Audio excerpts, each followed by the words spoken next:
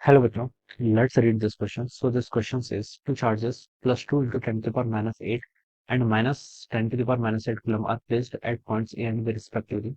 Find the resultant force on a charge of 1 microcoulomb held at coordinate point P such that AP 10 centimetre है, BP 5 centimetre है and APB angle आपका 90 degree के equal given है। Alright, तो देखिए बच्चों, इस क्वेश्चन का की कॉन्सेप्ट आप क्या लिख सकते हैं? The key concept of this question, आपको यहाँ पर रिजल्टेंट फोर्स कैलकुलेट करके बताना। क्या बताना आपको? Resultant force. तो फोर्स लिख लीजिए अपने electrostatic force, this will be the key concept of this question. Alright, situation देखिए आपकी ऐसी है, ये आपका एक 2 पॉइंट चार्जेस है, ठीक है। यहाँ पर आपके 2 पॉइंट चार्जेस हैं, ये आपका two charges are placed at point A and B and the resultant आपको एपी आपको 10 सेंटीमीटर और एबीपी 90 डिग्री है। ऑलराइट, एपीबी 90, तो देखो सिचुएशन ऐसी होगी, ये मान लीजिए आपका ये पॉइंट, मान लीजिए आपका एपी आपका 90 डिग्री पे है ना। एपीबी का मतलब क्या होता है? देखिए जो एंगल बीच में होता है वो 90 डिग्री होता है, ठीक है।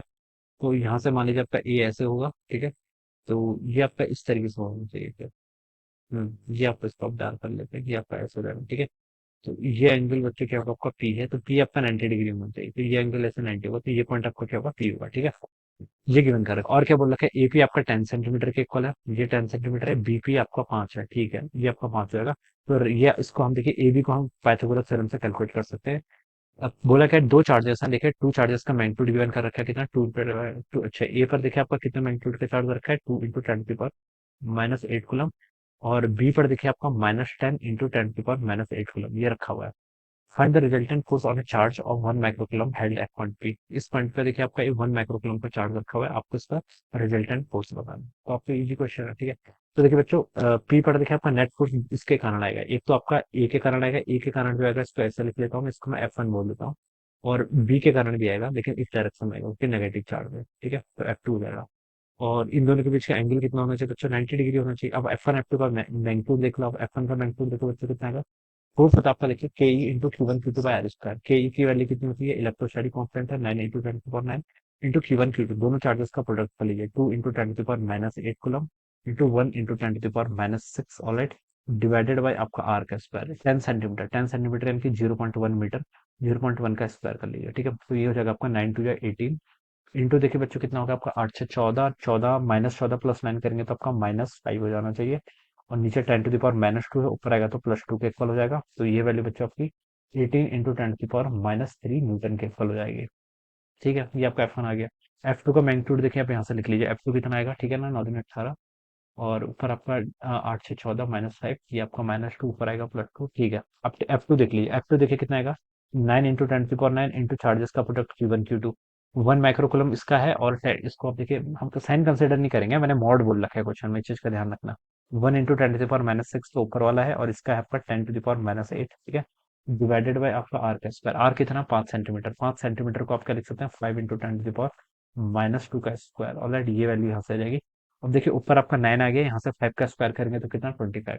9/25 बच्चों कितना होता है आपका? 25 3 75, 25 6 150, 0.36 हो जाएगा। 10 to the power 9 यहाँ पर है, और -8 और -6 को ऐड करेंगे तो -14, -14 से यहाँ पर आपका -5 आएगा।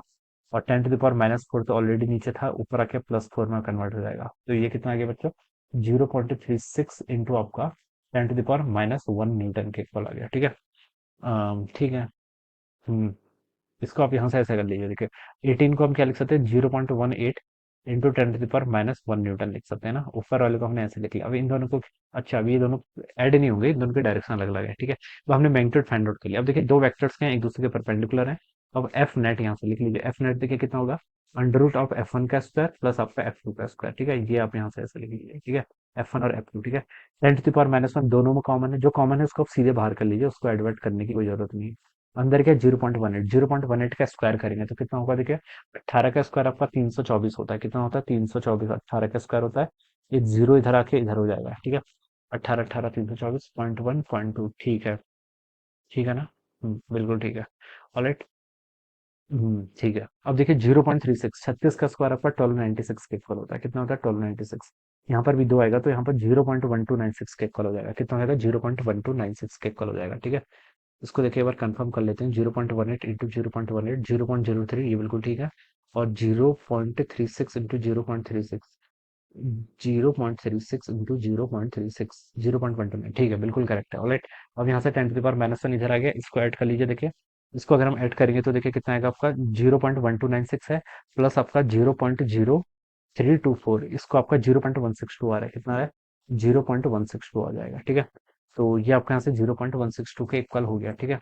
अब बच्चों देखिए इसका अंडर रूट कैलकुलेट कर लेंगे, तो देखिए अंडर रूट ऑफ 0.162 कैलकुलेट करेंगे तो इसकी वैल्यू आपकी 0.40 के इक्वल आ रही है, तो कितना होगा 0.40 alright into 10 to the power -1 Newton आपको यहाँ पर ऑलरेडी है। तो आप इसको देखिए 4 × 10 to the power -2 न्यूटन कितना बता सकते हैं, कितना 4 × 10 to the power -2 न्यूटन इतना हो जाएगा, alright. So this will be the resultant force, ये क्या हो जाएगा आपका आंसर, रिजल्टेंट फोर्स हो जाएगा, ठीक है। And this will be the answer of this question, alright.